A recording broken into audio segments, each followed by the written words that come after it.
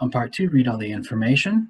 We have an overall reaction. We have a delta H. It's negative, which means this is exothermic. Actually, that won't come into play here, so they're giving us more information than we need, just probably to see if some kid will try to use it. On A, we want the order with respect to each reactant. Now, what that really means is we want the exponent on the molarity of the reactants in the rate law. And it's really tempting to say, but I know the reactants. Look, there's a 2 there and there's a 1 there. But that's for an equilibrium reaction or an elementary step. This is going only to the right. And we don't have elementary steps. We have an overall reaction. This could have a bunch of intermediate elementary steps that we don't know about. And so we can't just guess the exponent from the coefficients. You must use the experimental data, which is why we had to go to all this trouble.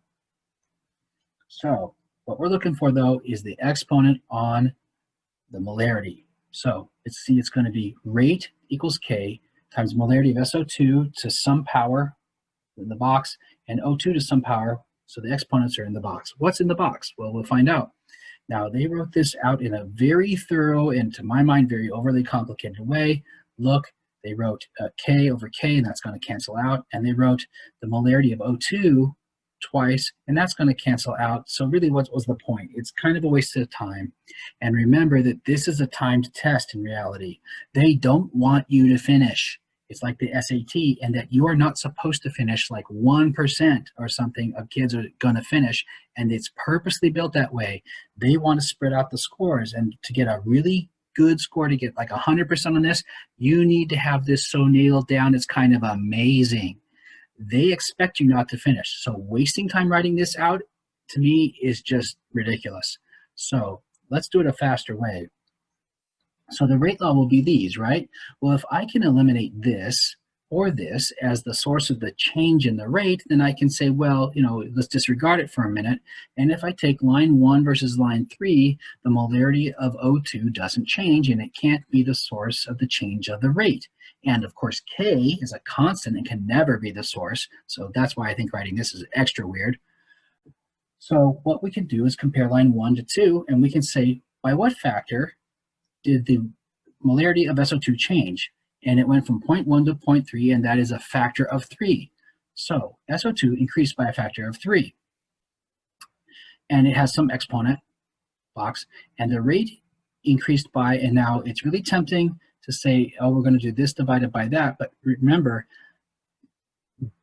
bigger is less negative. Bigger is less negative. If your teacher hasn't said something to that effect, I would write that down. Bigger is less negative, which means this is the bigger number, and we're going to do this one divided by that one.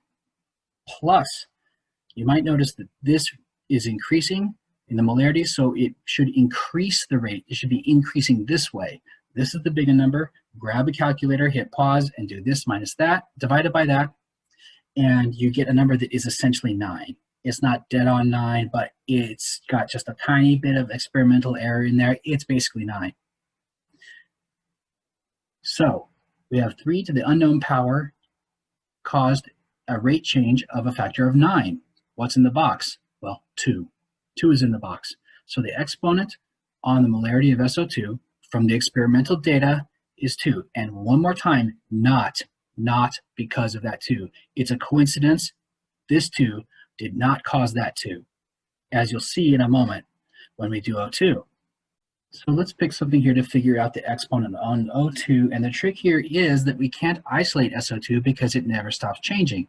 That's fine because we know the exponent on SO2 and we don't have to isolate it. So let's pick something. They picked trial 1 and 2. And then we know that this increased by a factor of 2, and this increased by a factor of 2. But you know what? I wanted to show that you can even do it the other way. So I picked 1 versus 3. And I said, this increased by a factor of 3, and the exponent on it is 2, isn't it? It's 3 squared. How do I know that? Because I figured it out back here. The exponent on the molarity of SO2 is 2. It increased by a factor of 3, and the exponent is 2. Now, between there, O2 increased by a factor of 1. It did not change, which is a multiplier of 1. So this, remember there's a 2 there, times this is a factor of 1 to the unknown power. Remember, these are multiplied. creates a factor of, and remember we already did this math. This is a factor of 9 from here to here. So it created a factor of 9. So essentially 9 times 1 to the something power creates a factor of 9. So what's in the box? 0. Anything to the 0 power is 1, and which is what I needed. I need 9 times 1 equals 9. So the power is 0. So then they go and get extra picky and write this rate law, and they actually include the 0 power, which is kind of pointless, and they didn't do it in other places, I remember, so that proves the point. And so you can skip it because this is 1, and there's no point in multiplying by 1. On B, determine the value for the rate constant for K, and they're not going to say K, they're going to say rate constant, and they want you to know that that's K.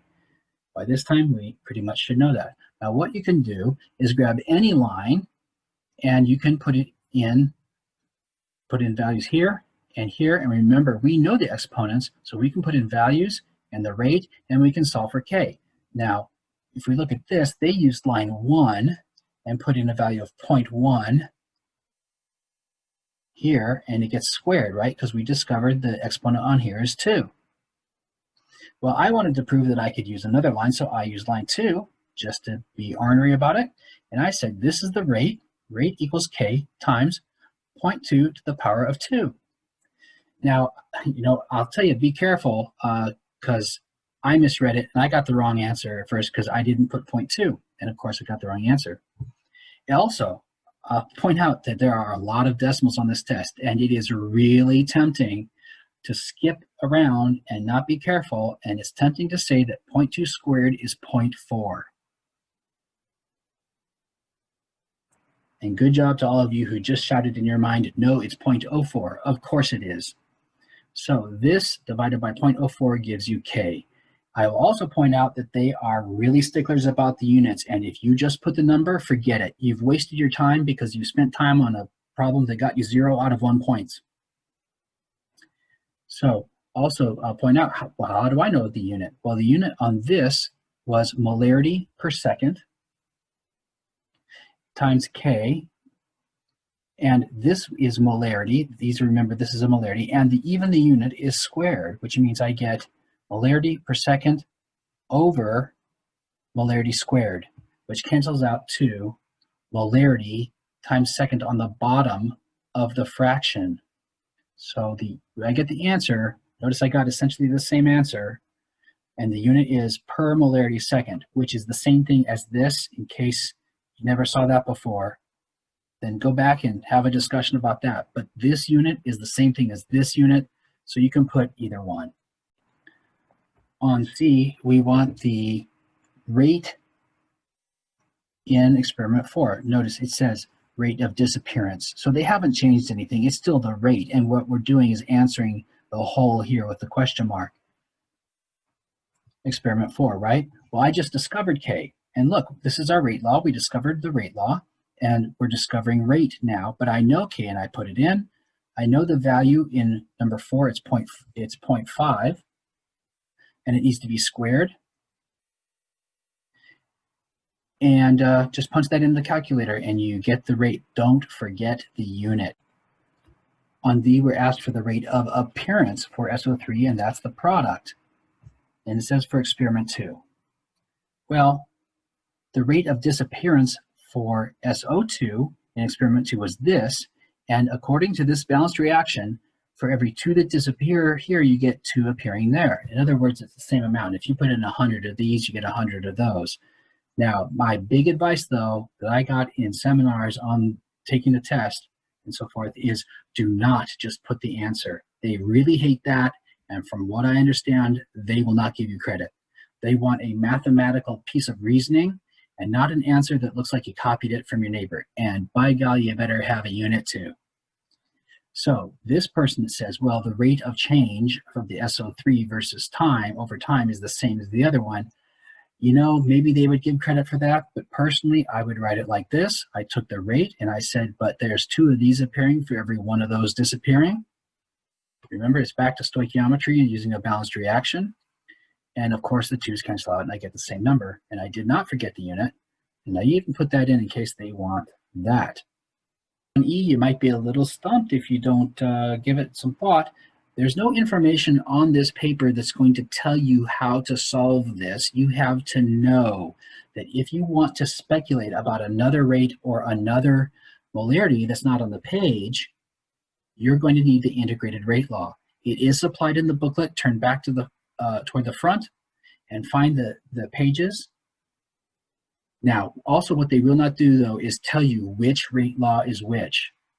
So my little mnemonic is the one that uses LN is using number 1, and it is the first order graph or the first order integrated rate law.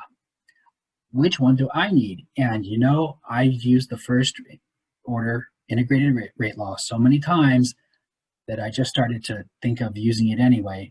But what's our rate law? It's a second order rate law. So the one with LN is the wrong one, and get the other one.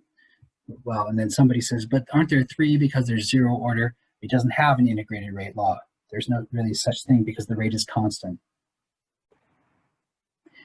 And we don't deal with third order reactions, so that's not a choice. So it's the one that corresponds really to the graph, isn't it? The graph that gives the straight line where it's the inverse of the molarities. So this one has the inverse of the molarities, and they would have written it more like this. And so we have the amount at the beginning times 0, or amount original, or A naught. I've heard many things, and AT, and of course A is just the amount being considered. So I already know K because I already figured that out back up there. And T, they told me, is 100 seconds. So there we know both of those. And the thing I missed the first time is it's experiment 1 because I couldn't find A naught, but it's experiment 1. So the beginning molarity of SO2 is 0.1. It's 0.1. And this will be AT, or the amount at the time that we want to talk about, at 100 seconds. At that point, just solve it. Multiply and remember to add this over, not subtract, and you get AT. Don't forget the unit. Should be molarity, right? On part F, remember that we know the rate law because we figured it out from the experimental data. We didn't just guess, and we didn't just grab the coefficients and make them the exponents, did we? So one of these sets of mechanisms is true, presumably, and will generate a rate law that we know is true, which means that it could be the mechanism. The ones that are easy to check are mechanisms 2 and 3, because they have the slow step first, the rate determining step first, and if it's first, you can mentally cross out the fast ones, and we can generate a rate law from just the first one. So if this is true, what is the rate law? The rate law would be K times SO2 to the second. Oh, I found it. So you know what? Why not do the easy ones first, huh? Right? You might get lucky. Just to continue on, what would the rate law here be? It would be rate equals K times O2 to the first, which is wrong. And let's do the difficult bit here because it is instructive. So if you want to actually learn something, which I think is the point of these videos, stick with me through mechanism 1. So step 2 would be rate equals SO2 to the first times O single to the first, oh, and times K, right? However, O single is an intermediate and is generated by step 1, so I can't use O single. I'm going to have to substitute in for it. Now, because this is a fast equilibrium expression, we get a KEQ formula, or KC, doesn't really matter. It will be products over reactants to the power of the number in front. So we get products to the over reactants to the power of the number in front. If you want to write all the ones in, you can, right? And I need to do this because I need to solve for the intermediate that appeared in my rate law for my slow step here. I need to solve for O single. So I'm going to solve this for O single. Take a moment and get that working for you. And I'm going to take all this and I'm going to put it in for O single. So this O2 here becomes this one, and yet all of this substitutes in for O, and that's all this. And then you get SO2 squared times O2 over SO3, which is what they tell you here, and clearly that doesn't match what we were looking for back here. On G, we were actually asked to draw a potential energy graph instead of just recognize it, and of course you're doing it for the mechanism that we determined. So we're drawing it for mechanism 2. Well, what do we know? It's a slow step and then a fast. And this goes back to another problem we had before, where we know that the slow step is the one that has more activation energy. So the first step is going to have a higher activation energy than the second one. How much higher, we don't know. So if you did this, they would have to take it. As a matter of fact, I think they've gotten away from having kids actually draw it because they don't want any arguments, but you do have to recognize it when you see it.